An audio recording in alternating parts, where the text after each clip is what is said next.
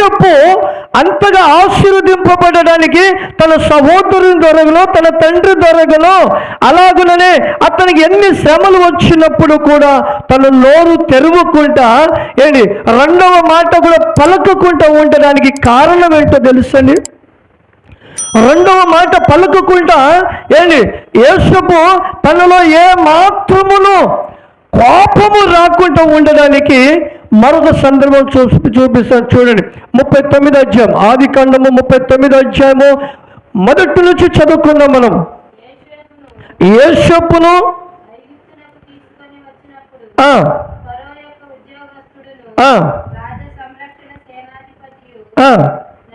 అయినా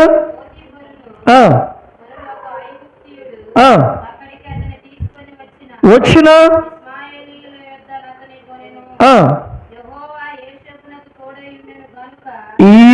యోసేపుకు యెహోవా తోడై ఉండెను కనుక అతడు వర్ధిల్లుతూ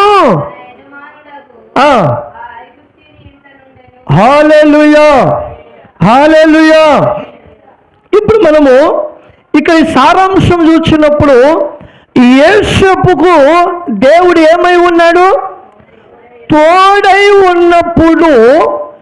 యోసేపుకు దేవుడు తోడై ఉన్నప్పుడు ఆయన తన సహోదరుతో గొడవ పెట్టుకున్నాడా? తన సహోదరుతో గొడవ పెట్టుకున్నాడా? మీరు నన్ను బావిలో గుంటలో పడేసేసారు, గుంటలో పడేసేసిన తర్వాత నేను చచ్చిపోయేవాడిని, నేను చనిపోవాలని మీరు ఆలోచిస్తున్నారు, ఎందుకు ఇలా చేస్తున్నారని ప్రశ్న ఏమైనా వేశాడా? ఎక్కడ కూడా ఒక ప్రశ్న వేయాల. వచ్చే శ్రమ, నింద, అవమానములు అన్నీ కూడా ఆయన భరించడానికి కారణం ఏంటో తెలుసా? దేవుడు అతనికి తోడై ఉన్నాడు. హల్లెలూయా.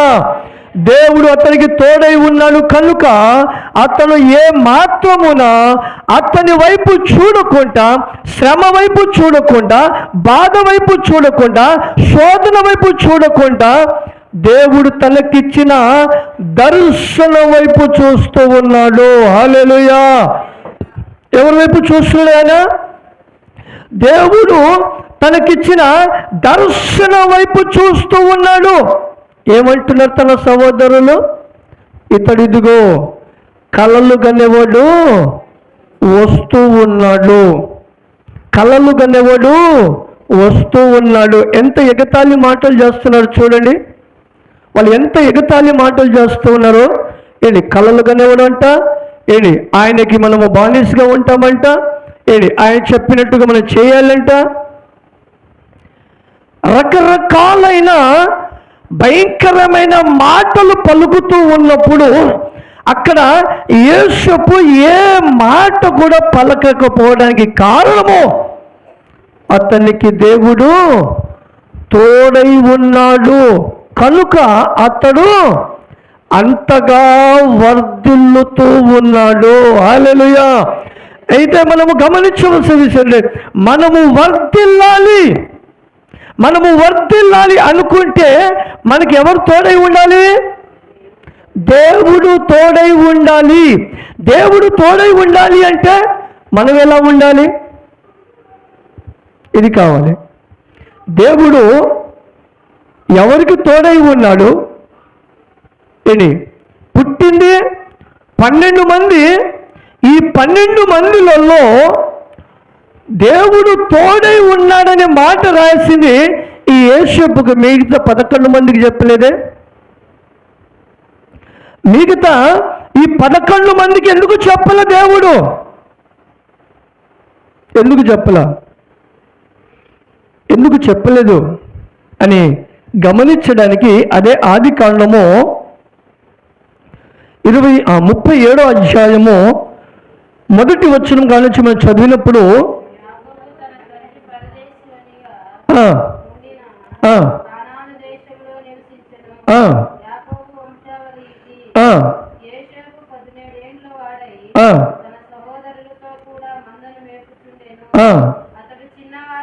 చిన్నవాడై ఆ, జిల్పా కుమారులు ఇద్దరు ఉండెను. ఆ, అప్పుడు యేషూకు ఆ. వారి చెడుతనమును గూర్చిన సమాచారము వారి చెడుతనముల గూర్చిన సమాచారము తన తండ్రి యొద్దకి తెచ్చుచున్నవాడు. హల్లెలూయా. ఏం చేసేవాడు ఇతను? తన సహోదరుల అందరి చెడుతనములు, ఎవరెవరు ఏ చెడుతనములు చేస్తూ ఉన్నారో ఆ చెడుతనం అంతయు కూడా ఎవరి దగ్గర తీసుకెళ్తున్నాడు? తన తండ్రి యొద్దకి తీసుకువెళ్తున్నాడు. అయితే ఎంతమంది ఆ 11 మందిలలో ఆ 10 మంది తనకు ముందు ఉన్న వారిలలో ఉన్న ఆ చెడుతనం అంతా కూడా చూశాడు. చూసి ఎవరి దగ్గర తీసుకెళ్తున్నాడు?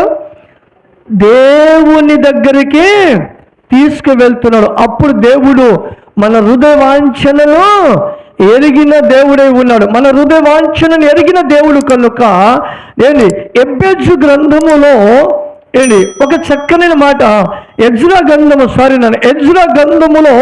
10వ అధ్యాయములో మనం చదివినప్పుడు అక్కడ ఎజ్రా ఆ ప్రజలందరినీ చూశాడు.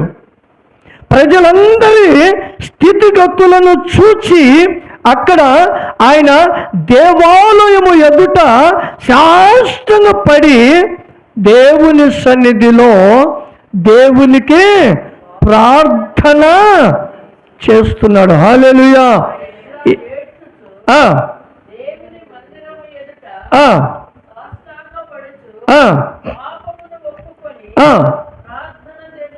ప్రార్థన చేసెను.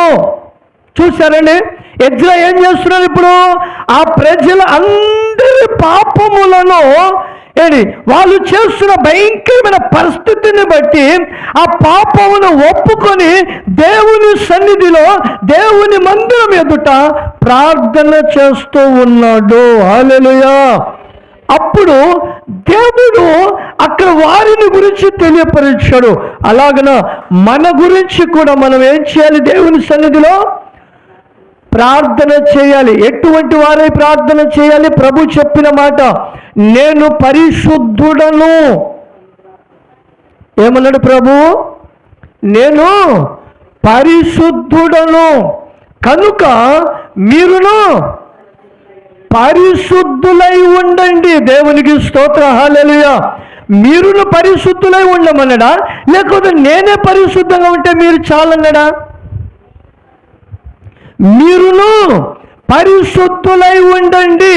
పరిశుద్ధులై ఉండమని చెప్పినప్పుడు తన సహోదరులు అనేకమైన పాపములను చేయుచున్న ఆ పాపములను బట్టి తన హృదయములో వేదన కలిగింది. హల్లెలూయా. యేసపు హృదయములో వేదన కలిగి తట్టుకోలేక తీసుకువెళ్ళి ఆ సమాచారము మొత్తాన్ని తన తండ్రి యొద్దకి తీసుకువెళ్ళాడండి. తీసుకువెళ్ళిన తర్వాత యేసపుకున్న మనస్తత్వాన్ని చూశాడు.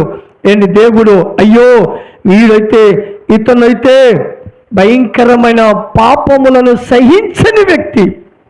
అతని ఎదుట ఏ పాపము వేరే వాళ్ళు చేసినా కానీ సహించని వ్యక్తి. ఇతను పరిశుద్ధంగా ఉండే వ్యక్తి, ఇతను మాట మీద నిలబడే వ్యక్తి, ఇతను మాట మీద నిలకడగా ఉండే వ్యక్తి అతను అని చెప్పి అతనిలో జరుగుతున్న ఆ పరిస్థితుల అన్నిటిని చూచిన దేవుడు అతనికి ప్రత్యక్షమయ్యాడు. హల్లెలూయా.